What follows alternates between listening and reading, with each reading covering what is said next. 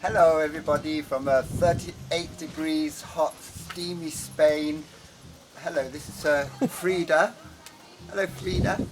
Benny's inside because it's keeping cool. Anyway, uh, people have been asking about my collection, which I've now sort of rediscovered since I've come back from Stockholm for my honeymoon. Bought some new speakers on my turntable, and I've rediscovered all my vinyl and everything. Anyway, some weird ones, only a few because there's loads, but I'll just talk you through some of the stuff I've got that you may have not seen before, you may have seen. This one I think I got from eBay a few years ago. It's Benny Anderson's Mina Klinga Klokor, or bird song. This one, Tio Ame Dagneta, which I got I think in 1979 from Adrian's Records, like a mail order company before the internet. Remember, well, some people don't even know what pre-internet days was, but it's the days when you used to have to write off for a mailing list, and then they would come, you'd look through, and then you'd write back with a postal order, and then they would come about 90 days later. This one I bought actually in 1975 from Adrian's, and it's Agneta's Elva Quina i et hus. And if you saw my recent visit to Sweden video, I actually visited where that was taken.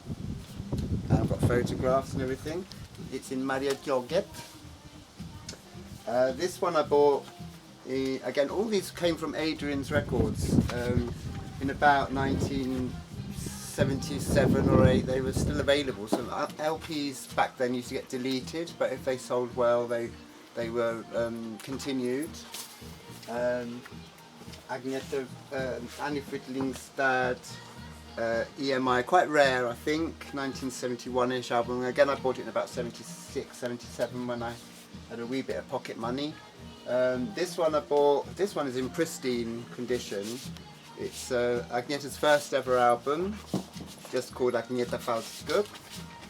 Really nice, beautiful condition, not a crease on it or anything. And what I used to do is I used to buy them, then I used to tape them onto a cassette.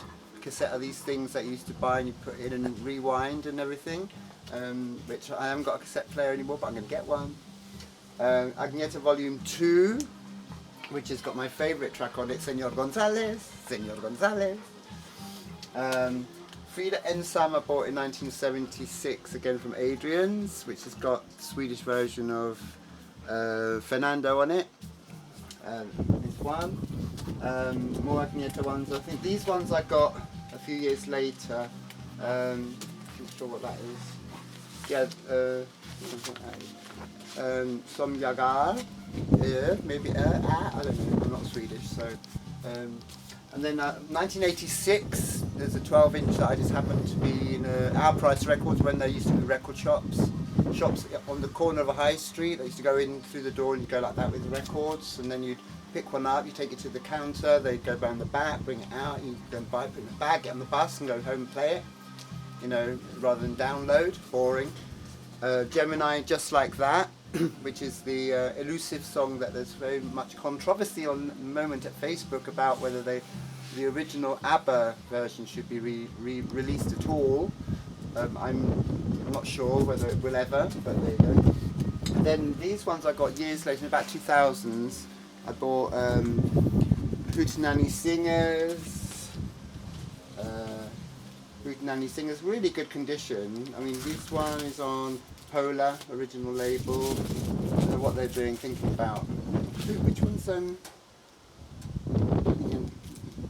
Bjorn on there? Bjorn is on there. Hootenanny Singers, Varavraxteviso, whatever that means. Evertover Parfatsot. That looks like the place Benny and Bjorn used to write their songs, but it's not. But it's probably one of the little islands in Lindinge. Then this one I got, again, most of these now are from eBay. I bought this one, which was made by the Reader's Digest.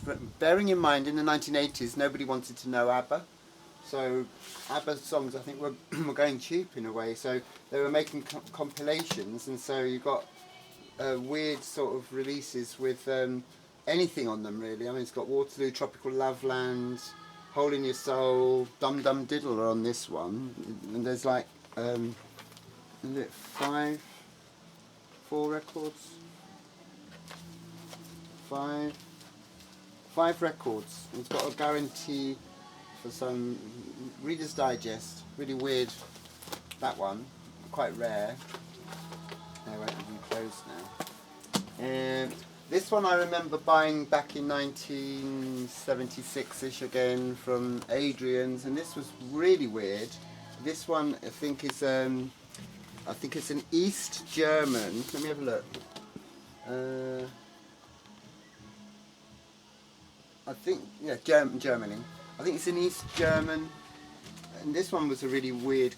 This was like a Ring and Waterloo mixture with Ring, Another Town, She's My Kind of Girl. It's mainly the Ring tracks in different order with a really strange cover.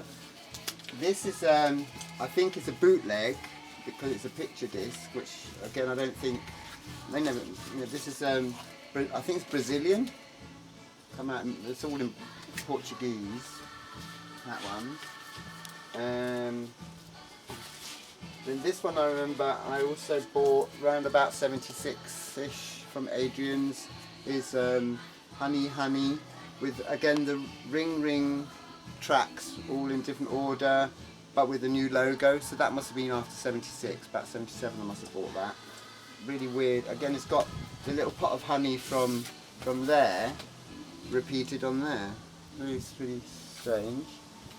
Then this one I thought, when I first looked at it, I thought, well, it's Waterloo, but it's not. It's actually Abba, Bjorn, Benny, Agneta, Frida, and it's on Opus, which is a Czechoslovakian record. And this one, it took me a couple of years to realise what I bought, because it actually's got Waterloo, King Kong Song, Hasta Mañana, Dance Your Pain Away, no, Dance While the Music Still Goes On, Honey, What About Livingston, People Need Love, Nina Pretty Ballerina, Love Isn't Easy, Here's Your Brother, Ring and Sitting in the Palm Trees. It's a mixture of Ring and Waterloo together, and it's all in Czech.